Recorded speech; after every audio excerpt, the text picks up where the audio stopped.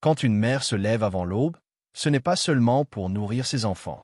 C'est pour leur bâtir un avenir, un refuge, un espoir que le monde refuse souvent aux plus pauvres. Dans les ruelles poussiéreuses d'Abeokuta, lorsque le soleil commençait à peine à percer l'horizon, une silhouette solitaire avançait dans la brume matinale. C'était Nkem, traînant derrière elle un poêle à charbon, une marmite de PAP brûlant sur la tête, sa voix brisée résonnant dans les rues encore endormies. PAP chaud, PAP sucré. Chaque jour, c'était la même scène, le même combat. Mais ce matin-là, dans son cœur, quelque chose vibrait différemment. Un pressentiment, une lueur, un murmure silencieux du destin qui lui soufflait que tout allait bientôt changer. Parfois, les plus grandes batailles ne sont pas livrées sur des champs de guerre, mais dans le silence d'une maison vide, dans l'abandon, dans la solitude d'une femme qui refuse de plier. Autrefois, Nkem avait cru à l'amour. Elle s'était donnée à Ushna avec la foi aveugle de la jeunesse. Il lui avait promis le monde, et elle l'avait suivi. Jusqu'au matin où il était parti sans un mot. Devant elle, une lettre froissée. Derrière elle, 3 enfants endormis, encore inconscients du chaos qui venait de s'abattre sur leur vie. Ce jour-là, Nkem avait pleuré. Mais au lever du soleil, elle s'était relevée. Parce qu'une mère ne s'effondre pas. Certains naissent dans la lumière. D'autres doivent la créer eux-mêmes, avec leurs larmes et leur courage. Les jours étaient rudes, mais les nuits l'étaient encore plus. Parfois, elle rentrait avec les mains vides. Alors, elle mentait à ses enfants. « Maman, tu ne manges pas ?» demandait Obiora, son fils aîné. « J'ai déjà mangé dehors, mon fils ?» mentait-elle en souriant, pendant que son ventre criait famine. Elle les regardait dormir, serrés les uns contre les autres sur un matelas usé. Elle caressait leurs cheveux en silence, priant dans l'ombre. « Seigneur, ouvre-leur un chemin. Même si moi, je ne trouve jamais la sortie. » Ce qu'elle ignorait, c'est que ses enfants l'entendaient. Et dans leur cœur naissait une promesse silencieuse. Un jour, nous rendrons à maman tout ce qu'elle a perdu. Les rêves ne meurent jamais. Ils se cachent simplement dans l'ombre, attendant le bon moment pour éclore. Un matin, Obiora revint de l'école avec une lettre tremblante dans les mains. « Maman, j'ai été sélectionnée pour une compétition nationale de mathématiques. » Nkem cligna des yeux. Elle voulut sourire, mais son cœur se serra. Comment allait-elle payer son voyage jusqu'à Lagos? Comment lui offrir ne serait-ce qu'un uniforme correct pour représenter son école? Mais comme toujours, elle trouva une solution. Elle lava des habits jusqu'à en avoir les mains brûlées, vendit ce qu'il lui restait de précieux. Et quelques jours plus tard, Obiora partait pour Lagos. Quand il revint, le quartier entier se rassembla pour l'accueillir. Car il n'était pas revenu les mains vides. Il avait gagné. Et ce jour-là, pour la première fois depuis des années, Nkem sentit une lueur d'espoir dans son cœur fatigué. Les loups reviennent toujours quand ils sentent l'odeur du succès. Lorsque les journaux publièrent le nom d'Obiora comme vainqueur de la compétition, une silhouette du passé refit surface. Ushna, son père disparu, frappa à la porte. « Nkem, je suis revenu. » Elle le fixa longtemps, son cœur tiraillé entre la colère et la douleur. Mais elle voulait croire. Elle voulait offrir à ses enfants une figure paternelle. Alors elle pardonna, jusqu'à ce qu'elle découvre la vérité. Ushna n'était pas revenu pour sa famille. Il était revenu pour l'argent. Il vola les économies de la famille et disparut une seconde fois. Cette fois, Nkem ne pleura pas. Elle serra les dents. Elle releva la tête. Et elle promit que plus jamais, personne ne lui prendrait ce qu'elle avait construit. Quand les enfants deviennent les protecteurs de leur mère, c'est qu'elle a réussi son plus grand combat. Les années passèrent.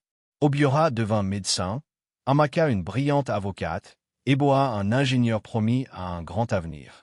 Mais ce qu'ils ne disaient pas à leur mère, c'est qu'en secret, ils économisaient chaque centime. Un compte bancaire caché, un projet soigneusement planifié, une promesse silencieuse. Un jour, maman ne portera plus jamais de fardeau.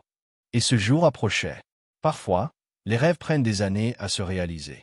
Mais quand ils arrivent, ils effacent toutes les souffrances du passé. Un matin, Eboa arriva en courant au marché. « Maman, viens avec nous. » Elle protesta, mais ils insistèrent. Quand elle arriva devant une grande maison blanche, décorée de ballons et de fleurs, elle ne comprit pas tout de suite. Ce n'est que lorsqu'elle lut la banderole suspendue à l'entrée qu'elle s'écroula en larmes. « Bienvenue chez toi, maman. » Ses enfants l'entourèrent, la soutenant alors qu'elle tremblait d'émotion. « Tu n'as plus jamais à te battre, maman. » Et pour la première fois depuis des décennies, Nkem dansa. Elle dansa sous les chants et les rires, sous les acclamations du quartier qui l'avait vue souffrir. Elle dansa, non plus comme une femme brisée, mais comme une reine enfin honorée. Certains meurent oubliés. D'autres deviennent immortels à travers ceux qu'ils ont aimés. Les années passèrent, mais l'histoire de Nkem ne s'effaça jamais. Une fondation fut créée en son nom, aidant les femmes en détresse, leur offrant un avenir. Ses enfants, devenus des figures respectées, continuaient d'évoquer son nom dans chaque discours, dans chaque action. Et chaque année, à la date de son départ, il se retrouvait dans la maison qu'il lui avait construite. Car une mère comme Nkem ne disparaît jamais. Elle devient un feu éternel que rien ne peut éteindre. Les jours qui suivirent la surprise de la maison furent remplis de bénédictions. Les voisins venaient frapper à la porte, des journalistes demandaient des interviews, et des entreprises proposaient de soutenir la fondation Nkem. Mais la femme qui avait passé sa vie dans l'ombre refusa la lumière des projecteurs. Ce ne sont pas mes efforts qui doivent être célébrés. Ce sont mes enfants. Ce sont eux, les véritables héros. Mais malgré sa discrétion, son histoire dépassa les frontières du quartier. Un journaliste écrivit un article intitulé « La mère qui a tout donné ». Il retraçait son parcours, ses sacrifices, ses prières murmurées dans l'obscurité, son combat silencieux contre la misère. L'article fit le tour des réseaux sociaux. Les dons affluèrent. Une compagnie d'assurance offrit de couvrir tous ses frais médicaux à vie. Un promoteur proposa de construire un centre pour les femmes en détresse à son nom. Mais ce que Nkem chérissait le plus, ce n'étaient ni les honneurs ni les titres. C'étaient ces soirées simples sur la véranda, entourées du rire de ses enfants, l'odeur des plats chauds flottant dans l'air, et leur voix lui racontant leur journée comme autrefois. « Maman, tu te souviens quand on partageait un seul crayon pour faire nos devoirs ?» disait Amaka, en riant. « Et que tu nous chantais cette vieille chanson pour nous endormir ?» ajoutait Eboa. Nkem souriait. Elle les regardait avec ce même amour, cette même fierté. Et elle se disait que chaque larme, chaque douleur, chaque humiliation en valait la peine. Il y a des jours où l'on sent que la vie nous murmure que l'essentiel a été accompli. Le soleil se leva doucement sur la maison de Nkem.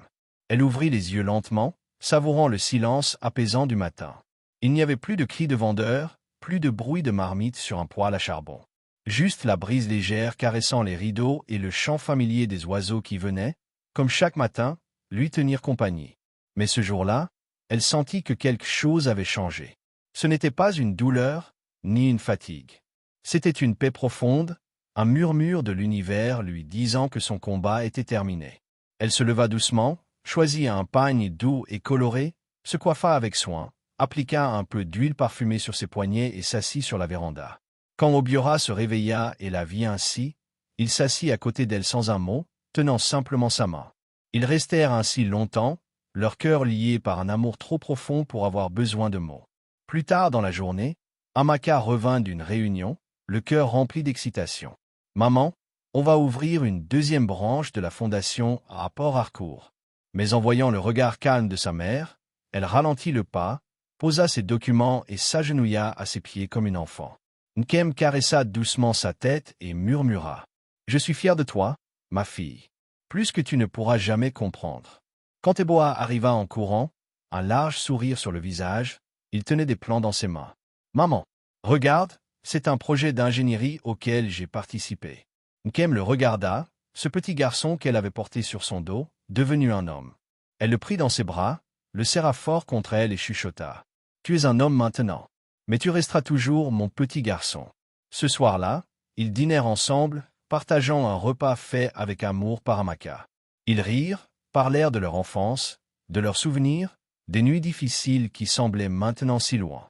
À un moment, Obiora se leva son verre et dit « À notre mère, la plus courageuse, la plus forte, la plus belle. » Ils trinquèrent tous ensemble, et Nkem rit. Un rire doux, un rire rempli de vie, un rire qui réchauffait les cœurs. Il y a des nuits où les âmes fatiguées trouvent enfin le repos qu'elles ont tant mérité. Avant d'aller dormir, Nkem s'arrêta devant le grand miroir du salon. Elle regarda son reflet, puis leva les yeux vers le ciel et murmura doucement. « Seigneur, je te rends tout. Tu m'as donné au-delà de ce que j'aurais pu imaginer. » Puis, lentement, elle monta les marches vers sa chambre, s'allongea sur son lit, s'enveloppa dans sa couverture préférée et ferma les yeux. Cette nuit-là, Nkem rêva. Elle se revit jeune, courant avec ses enfants dans les ruelles poussiéreuses, les portant sur son dos, chantant malgré la faim. Elle se revit priant sous la pluie, dormant à même le sol, serrant ses enfants contre elle quand la peur frappait à leur porte. Puis le rêve changea.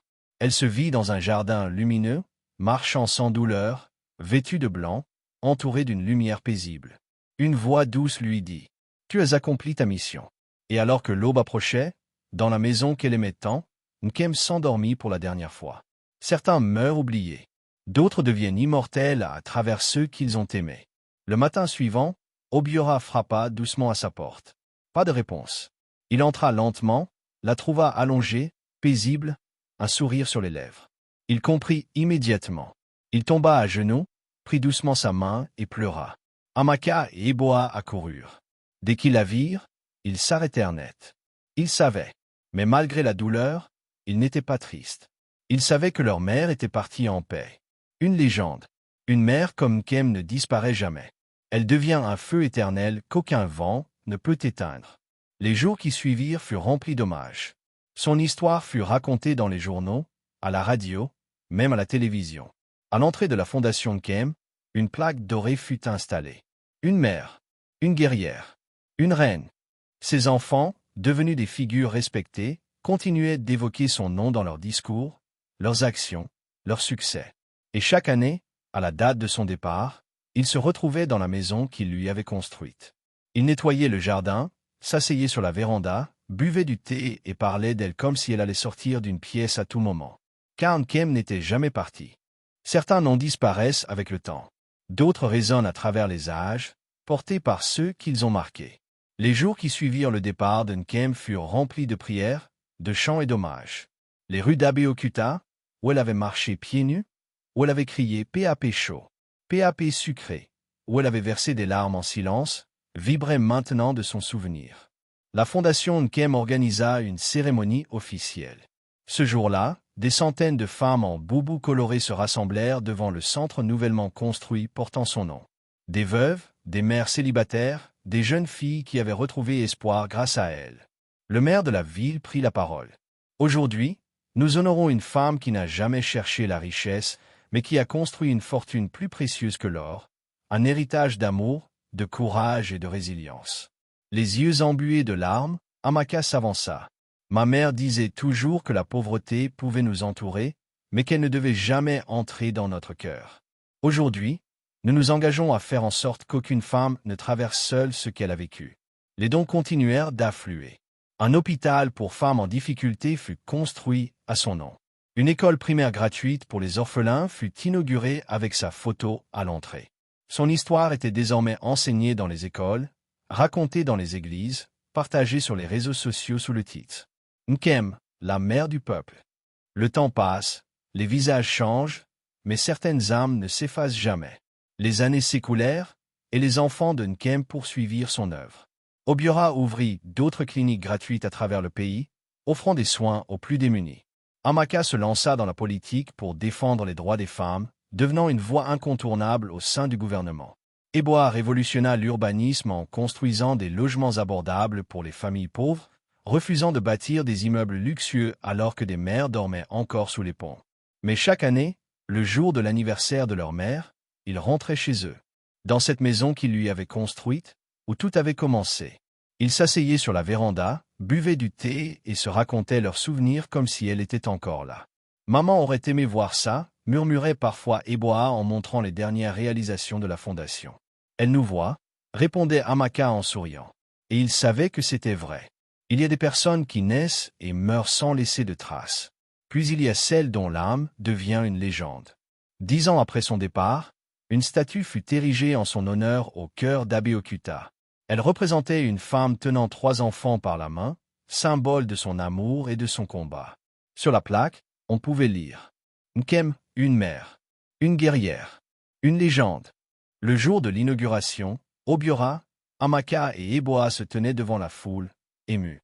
Les journalistes étaient là, les caméras braquées sur eux, mais ce n'était pas cela qui comptait. Ce qui comptait, c'était le silence respectueux de la ville, le regard admiratif des jeunes filles, les larmes de reconnaissance des mères présentes. Ce qui comptait, c'était l'héritage de Nkem, qui vivait à travers chaque sourire, chaque femme aidée, chaque enfant sauvé. Et alors qu'Amaka s'avançait pour prononcer un discours, elle leva les yeux vers le ciel, ferma les paupières un instant et murmura. « Merci, maman. » Car Nkem n'était pas seulement une mère. Elle était devenue une étoile, une lumière éternelle guidant celle qui, comme elle, avait dû se battre contre la tempête. Et tant que son nom serait prononcé, elle ne disparaîtrait jamais. Certaines vies sont comme des bougies qui se consument doucement dans l'oubli. D'autres sont comme des incendies qui illuminent le monde bien après leur extinction.